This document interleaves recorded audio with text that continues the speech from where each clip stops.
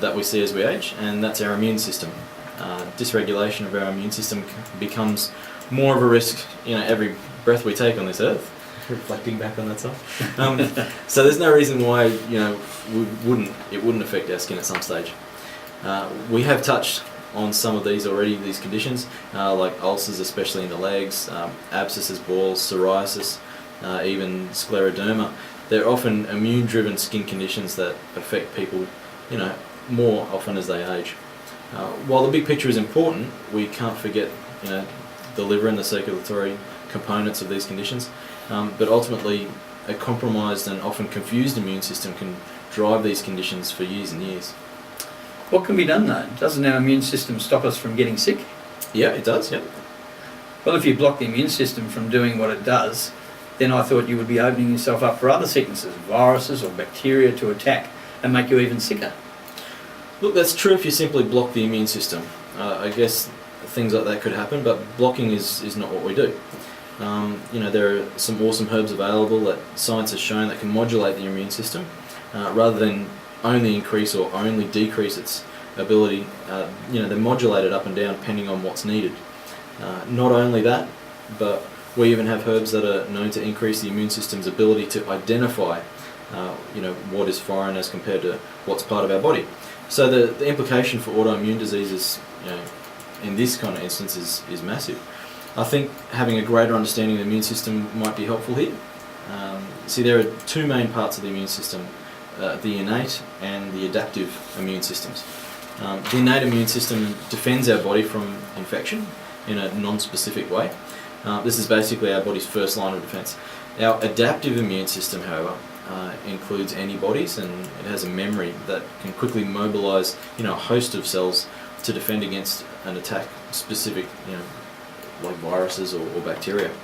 Now, the main cells that drive both of these systems are matured in our thymus gland here in the middle of our chest, and this is the cool part.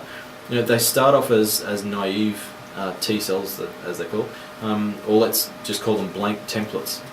Depending on what type of cell is needed, the body can very quickly mature them as either innate or adaptive cells. It's a really awesome setup. The interesting bit being is that when one type is being made in high volumes, the other type can't be, since they're all coming from the same place. So we can modulate the immune system response by limiting or encouraging the production of either type. I hope I'm not kind of losing anyone here. Well, only me, Wade, but probably most of the listeners will understand. No, I think I get it, mate. So you can influence the immune response without completely stopping it, and that means relief from immune-driven skin conditions without having a compromised immune system. Yeah, spot on. You got it. So what are some of the most important products and foods we need to consider as our skin ages? Okay, so foods are definitely important. And probably the most important are our oils and fats. It's really important to make sure that we're eating enough omega-3s since our diets these days are so low in them. To be honest, there are very few people in Australia who shouldn't be on a really high quality fish or krill oil every day.